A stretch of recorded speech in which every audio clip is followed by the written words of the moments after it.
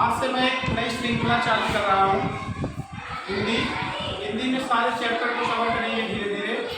इसमें पहला चैप्टर लिए हैं वर्णमाला।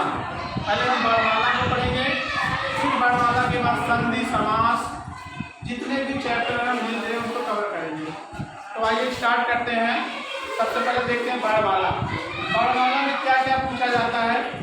इसमें पूछा जाता है कि ध्वनि किसे कहते हैं, वर्ण किसे कहते हैं, शब्द किसे कहते हैं, वाक्य किसे कहते हैं, स्वर क्या है, व्यंजन क्या है, स्वर कितने प्रकार के होते हैं, स्वरों की संख्या कितनी होती है, किस किस प्रकार के स्वर होते हैं।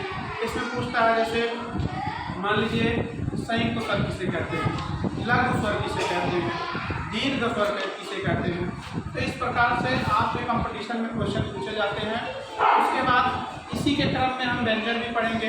व्यंजन कितने होते हैं, उनकी संख्या कितनी होती है, कितने प्रकार के व्यंजन होते हैं। जैसे मान लीजिए स्पर्श व्यंजन क्या होते हैं, स्पर्श संघर्षी व्यंजन क्या होते हैं, सघोष वर्ण क्या है, अघोष वर्ण क्या है, अर्धप्राण क्या है, महाप्राण क्या है, द्विगुण व्यंजन क्या है, संयुक्त व्यंजन क्या है, अंतरस्था व्यंजन क्या है। ये सब सारे हम इसमें इस टॉपिक में कवर करेंगे। तो चलिए स्टार्ट करते हैं। वर्णमाला। वर्णमाला किसे कहते हैं? वर्णमाला इसमें जो है वर्णों के व्यवस्थित सार्थक समूह को हम क्या कहते हैं? वर्णमाला कहते हैं। जैसे इसमें वर्ण अक्षरों को, स्वर को, व्यंजन को हम पढ़ेंगे, उसे क्या कहते हैं? वर्णमाला कहते हैं। इसमें क्वेश्चन पूछे जाते हैं कि कुल वर्णों की संख्या कितनी है।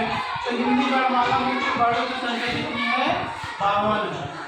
फिर जो है और कुछ जानने से पहले हम ये जानेंगे, पूछा जाता है क्वेश्चन ध्वनि किसे कहते हैं। तो ध्वनि हम देखते हैं किसे कहते हैं। भाषा, वर्ण या भाषा की सबसे छोटी इकाई को ध्वनि कहते हैं। जो हम बोल रहे हैं, कोई भी अक्षर या कोई भी शब्द हम जो बोल रहे हैं, उससे जो है क्या निकल रही है, जो ध्वनियाँ निकल रही हैं, उसे जो साउंड निकल रहा है उसे हम क्या कर रहे हैं? ध्वनि कहते हैं।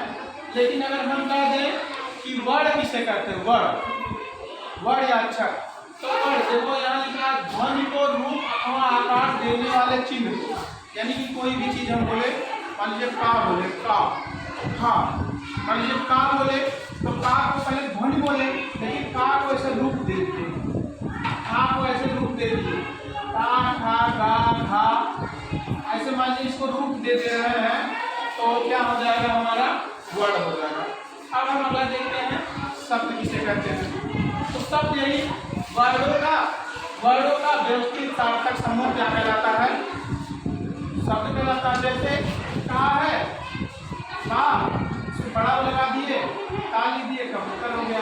अब ये क्या हो गया? 1 2 3 4 चार वर्ण मिले और एक सार्थक शब्द, एक सार्थक जो है वो अर्थ पाने लगा, उसे हम क्या कहते हैं? उसे हम शब्द कहते हैं। और इन्हीं शब्दों का व्यवस्थित सार्थक समूह क्या कहलाता है? वाक्य कहलाता है। यानी जब वाक्य पूछा जाएगा तो आप यही कहेंगे कि शब्दों के व्यवस्थित सार्थक समूह को क्या कहते हैं? वाक्य कहते हैं। अब देखते हैं हम, अब इसमें पूछता है स्वर किसे कहते हैं। तो स्वर देखते हैं। स्वतंत्र रूप से बोले जाने वाले वर्णों को स्वर कहते हैं। जिनकी संख्या 11 होती है वो स्वर है। छोटा आ, बड़ा आ, छोटी, बड़ी, छोटा हो, बड़ा हो, ए, ऐ, ओ, औ, री, अंग, आहा। यहाँ हम देखते हैं कुल स्वर, यहाँ देख लेंगे हम, कुल स्वरों की संख्या 13 होती है। कैसे? 1 2 3 4 5 6 7 8 9 10 11 12 13।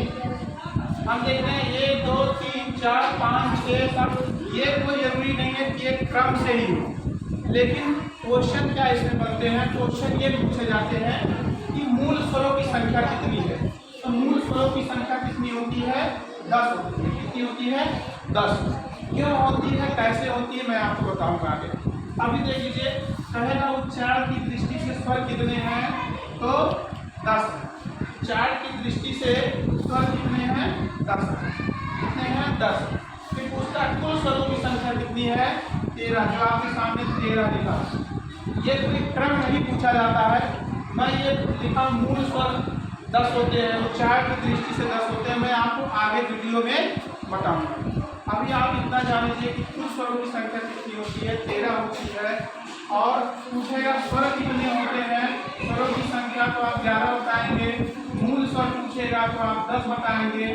कुल स्वरों की संख्या नहीं, टोटल पूछेगा तो आप 13 बताएंगे। उच्चारण की दृष्टि से आप पूछेगा तब भी 10 बताएंगे। इतने क्वेश्चन आपके इससे बनते हैं। अब आगे आता है स्वर के भेद। स्वर के 3 भेद होते हैं, आपको पता, आप पढ़े होंगे।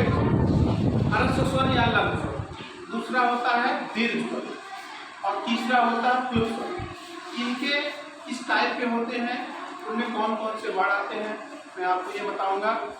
और कहाँ पे इनका प्रयोग होता है वो बताऊंगा। आज के लेक्चर में इतना ही। धन्यवाद।